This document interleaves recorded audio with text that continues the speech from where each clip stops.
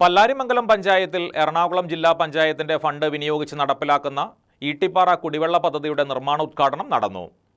രാജ്യസഭാ MP advocate Haris Beeran നിർമ്മാണോദ്ഘാടനം നിർവഹിച്ചു. ആർക്കും ധ്വംസിക്കാനോ ലംഘിക്കാനോ പറ്റുന്നതൊന്നുമല്ല. പക്ഷെ ഇത്ര നാളും ഇവിടെ ഇല്ല എന്ന് ഇല്ലായിരുന്നു. അത് നമ്മളുടെ വീട്ടിലേക്ക് കുടിവെള്ളം വരുന്ന ഒരു സാഹചര്യം ഇല്ലായിരുന്നു എന്ന് പറയുമ്പോൾ അതിനു വേണ്ടിയിട്ട് ഇത് പ്രയത്നത്തില് അതിനു വേണ്ടിയിട്ട് ഇങ്ങനെ വർഷങ്ങളായിട്ട് അതിനുവേണ്ടി പുറകിൽ നടന്ന ഈ ജില്ലാ പഞ്ചായത്തിനെ ഞാൻ മുക്തഘട്ടം പ്രശംസിക്കുകയാണ്.